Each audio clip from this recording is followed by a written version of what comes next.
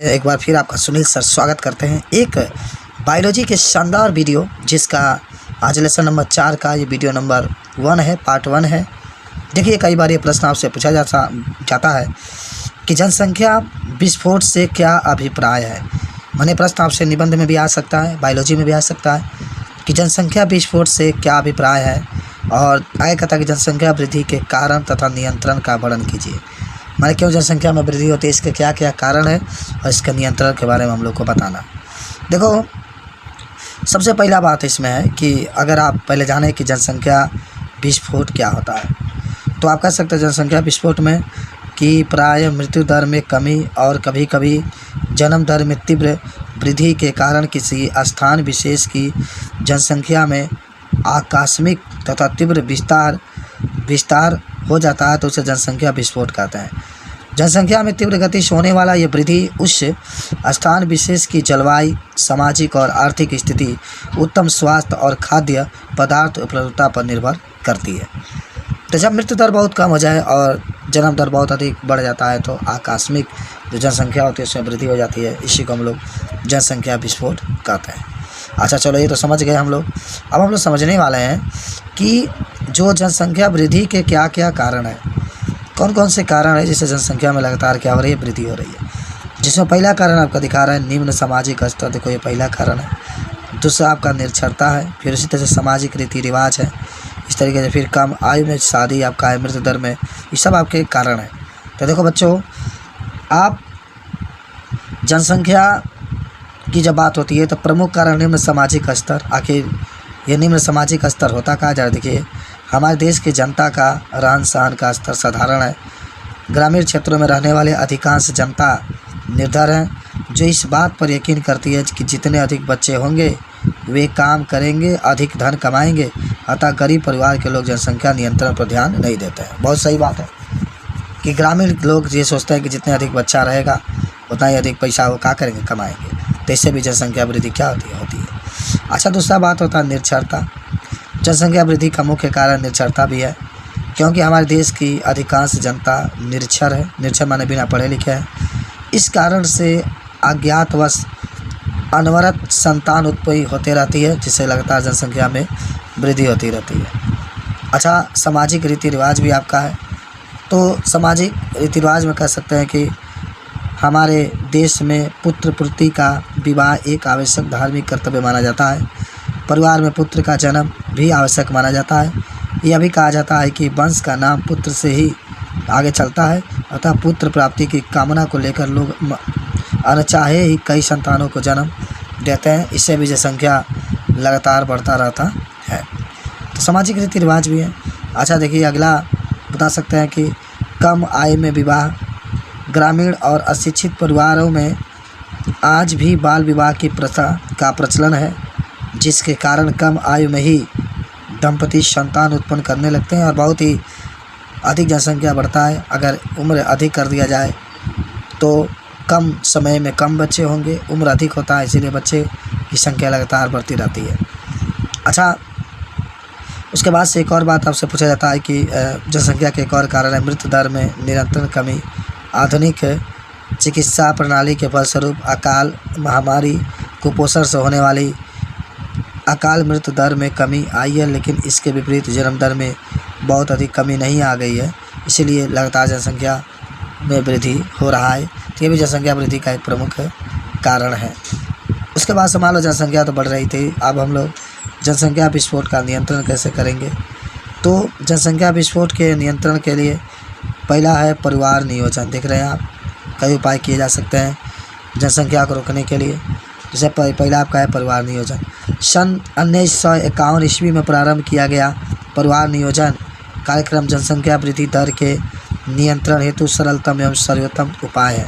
1951 में जो परिवार नियोजन है, इसका परिवार नियोजन का प्रारंभ किया गया था, जिससे जनसंख्या में लगातार वृद्धि हो रही है। कानूनी व्यवस्था। संविधान के 42वें संशोधन में संसद और विधान सभाओं की जनसंख्या नियंत्रण के लिए कानून बनाने के अधिकार प्रदत्त किए गए हैं। इससे भी लोगों के ऊपर दंड देने के बाद जनसंख्या नियंत्रण किया जा सकता है। शिक्षा व्यवस्था। जनसंख्या वृद्धि पर नियंत्रण और परिवार को सीमित करने के संबंध में जनता को शिक्षित करने के कार्यक्रम में वृद्धि की जाना चाहिए, जिससे लोगों के अंदर जागरूकता फैले और लोग जनसंख्या को कम वृद्धि करें। उसके बाद से और बातें आपकी होती है आर्थिक स्थिति में सुधार, लोगों को योग्यता अनुसार रोजगार और व्यवस्था के अवसर मिलने चाहिए, जिससे परिवार के आर्थिक स्तर में सुधार हो सके।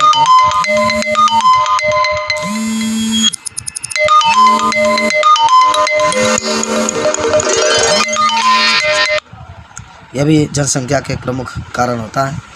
उसके बाद से यहाँ एक और आपकी बात होती है 5वां, परिवार कल्याण संबंधी कार्यक्रमों को बढ़ाना। कह सकते हैं परिवार को सीमित रखने के लिए कुछ ऐसी व्यवस्था होनी चाहिए जिससे परिवार सीमित रखने के कार्यक्रम में लोगों की रुचि बढ़े, जैसे निःशुल्क शिक्षा, मुफ्त इलाज की व्यवस्था इत्यादि। इससे भी जनसंख्या को नियंत्रण किया जा सकता है, जनसंख्या पर रोक लगाया जा सकता है। तो ये सब जनसंख्या के रोकने का उपाय है। जनसंख्या को हम लोग किस तरीके से रोकेंगे इसके बारे में हम लोग चर्चा कर रहे थे, और अगर कोई पूछता है जनसंख्या के बारे में तो हम लोग इसको बता भी सकते हैं। उसके बाद से आप आगे कह सकते हैं कि एक और क्वेश्चन आपसे पूछा जा सकता है बार बार कि जनसंख्या विस्फोट से आप क्या समझते हैं, जनसंख्या विस्फोट की परिणाम की विवेचना कीजिए। तो जनसंख्या विस्फोट अभी हम लोग देखे हैं, इससे क्या क्या समस्या उत्पन्न होती है इसके बारे में देखेंगे। जनसंख्या विस्फोट के परिणाम क्या क्या हो सकते हैं। देखिए पहला आपका है खाद्य आपूर्ति की समस्या। जनसंख्या वृद्धि के कारण हमारे देश में खाद्य माने खाने वाले वस्तुएं आपूर्ति की समस्या बनी हुई है। जनसंख्या वृद्धि के अनुपात में खाद्य सामग्री का उत्पादन कम होने के कारण लोगों को खाद्य सामग्री कम उपलब्ध हो रही है। सभी लोग कुपोषण का शिकार हो रहे हैं। तो ये भी दूसरा आपका है शिक्षा की व्यवस्था, ये भी बता सकते हैं शिक्षा के व्यवस्था की समस्या। शिक्षण संस्थाओं की संख्या कम होने से बढ़ी हुई आबादी के कारण बच्चों को पढ़ाई के लिए प्रवेश मिलना कठिन हो गया है। विद्यालयों के कमरे, फर्नीचर और खेलने के लिए मैदान आदि बच्चों के लिए पर्याप्त नहीं है, जिससे उनका शारीरिक और बौद्धिक विकास कम हो जाता है।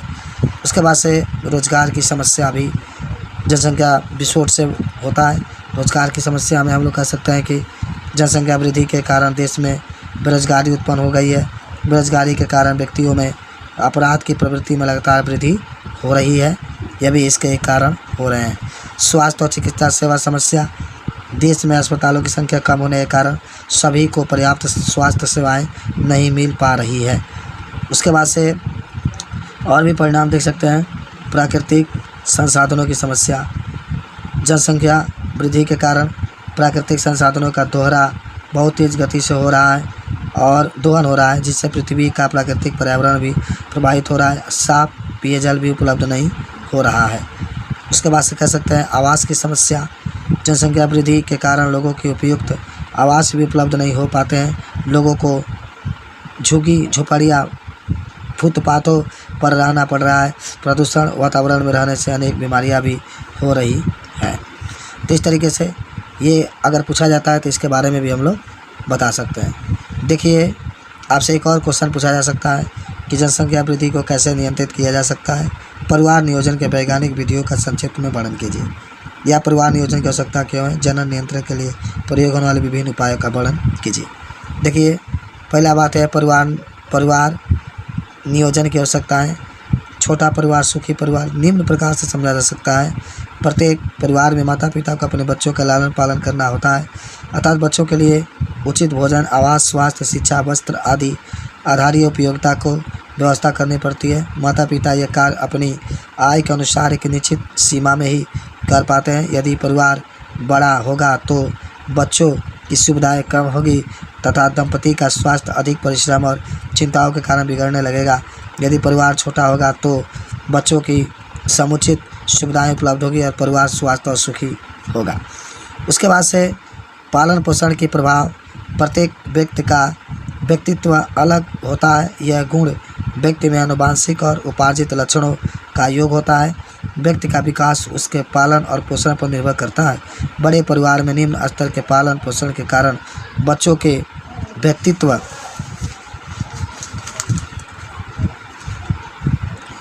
बच्चों के जो व्यक्तित्व होता है, व्यक्तित्व का पूर्ण विकास नहीं हो पाता है। अतः उच्च स्तर के पालन पोषण तथा अच्छे व्यक्तित्व विकास के लिए छोटे परिवार की आवश्यकता है।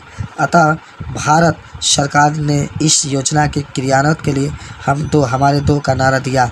इसका प्रचार सरकार ने सभी क्षेत्रों जैसे सड़कों, सिनेमाघरों, चलचित्रों, रेडियो, टेलीविजनों आदि पर किया है, जिससे प्रत्येक परिवार में संतान उत्पन्न की दर 2 संतानों तक ही सीमित रहे। उसके बाद से आप कह सकते हैं कि जनन नियंत्रण या परिवार नियोजन की वैज्ञानिक विधियाँ, जिसमें पहला आपका है अस्थायी गर्भनिरोधक विधियाँ। देखिए, अस्थायी गर्भनिरोधक विधि में पहला आपका है रासायनिक विधि। परिवार नियोजन की रासायनिक विधियाँ निम्नलिखित है। पहला आपका है शुक्राणुनाशक। देखिए, इस पदार्थ को यौन संबंधों से पूर्व योनि मार्ग में रख दिया जाता है, जो शुक्राणुओं को नाश करके सर्वगर्भता को रोकता है, जैसे नॉन ऑक्सीनाल 9। तो ये माने जो होता है इसका यूज औरतें करती है, जो अपनी योनि होता है उस योनि के अंदर इसको रखती है। जब शुक्राणु निकल कर उसकी योनि में जाता है तो शुक्राणु को वह नष्ट कर देता है। इस प्रकार जो स्त्री होती है गर्भ को धारण नहीं करती है। उसके बाद से आगे कहता है जेली और क्रीम। ये रासायनिक गर्भनिरोधकों में सबसे अधिक उपयुक्त होने वाला पदार्थ है। ये पदार्थ योनि तथा गर्भाशय के द्वार पर फैलकर उन्हें चिकना बना देता है, जिससे अंडाणु गर्भाशय में रुक नहीं पाता है। उसके बाद से देखिए मिश्रित गोली या गर्भ निरोधक गोलियाँ, ये सर्वाधिक प्रभावी और आसान विधि है। इनमें एस्ट्रोजन